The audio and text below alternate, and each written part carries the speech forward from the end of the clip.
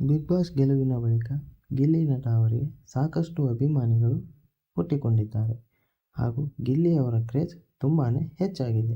Big boss ಗೆಲುವಿನ ಬಳಿಕ ಗಿಲ್ಲಿ ನಟ ಅವರು ಕೇವಲ ಸಣ್ಣ ಪುಟ್ಟ ಕಾರ್ಯಕ್ರಮಗಳಲ್ಲಿ ಕೆಲವೊಂದಿಷ್ಟು ಸಿನಿಮಾಗಳಲ್ಲಿ ಸೈಡ್ ಆ್ಯಕ್ಟರ್ ಆಗಿ ಕಾಣಿಸಿಕೊಂಡಿದ್ದರು. ಆದರೆ ಆ ಸಿನಿಮಾಗಳು ಅಂದುಕೊಂಡ ಮಟ್ಟಿಗಿನ ಯಶಸ್ಸನ್ನು ತಂದುಕೊಡಲಿಲ್ಲ. ಹಾಗಾಗಿ ಸಿನಿಮಾ ರಂಗದಲ್ಲಿ ಗಿಲ್ಲಿ ನಟ ಅವರ ಮುಂದಿನ ನಡೆ ಏನು?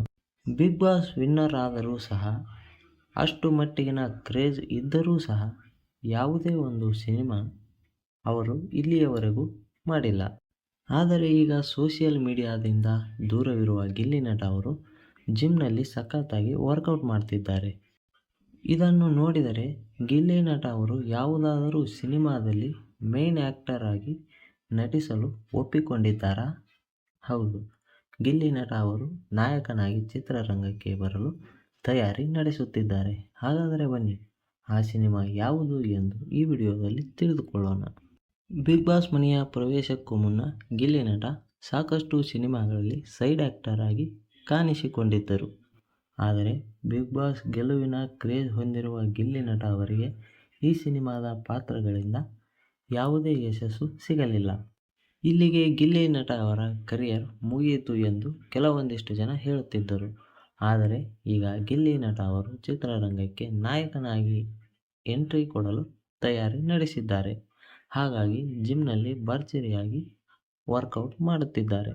ಬಾಂಬೆ ಮಿಠಾಯಿ, ಡಬಲ್ ಇಂಜಿನ್ ಹಾಗೂ ಬ್ರಹ್ಮಚಾರಿ ಚಿತ್ರಗಳನ್ನು ನಿರ್ದೇಶಿಸಿದ ಚಂದ್ರಮೋಹನ್ ನಿರ್ದೇಶನದ ಸಿನಿಮಾದಲ್ಲಿ ಪೂರ್ಣ ಪ್ರಮಾಣದ ನಟನಾಗಿ ಗಿಲ್ಲಿ ನಟ ನಟಿಸಲಿದ್ದಾರೆ. ಸದ್ಯ ಚಂದ್ರಮೋಹನ್ ಅವರು ನಿರ್ದೇಶಕ ಬಿ.ಕೆ. ಗಂಗಾಧರ್ ನಿರ್ಮಾಣದ ಒಂದು ಸಿನಿಮಾದಲ್ಲಿ ಕೆಲಸ ಮಾಡುತ್ತಿದ್ದಾರೆ. ಆ ಸಿನಿಮಾದ ಕೆಲಸ ಮುಗಿದ ನಂತರ ಗಿಲ್ಲಿ ನಟ ಅವರ ಸಿನಿಮಾ ಕೈಗೆತ್ತಿಕೊಳ್ಳುವುದು ಕನ್ಫರ್ಮ್ ಆಗಿದೆ. ಆದರೆ ಈ ಸಿನಿಮಾದಲ್ಲಿ ಉಳಿದ ಪಾತ್ರಗಳ ಪಾತ್ರಧಾರಿಗಳು ಯಾರು ಎಂಬುದನ್ನು ಇನ್ನೂ ಅಂತಿಮಗೊಳಿಸಲಾಗಿಲ್ಲ. ಈ ಸಿನಿಮಾದಲ್ಲಿ ಗಿಲ್ಲಿ ನಟ ನಾಯಕನಾಗಿ ನಟಿಸುತ್ತಿದ್ದಾರೆ.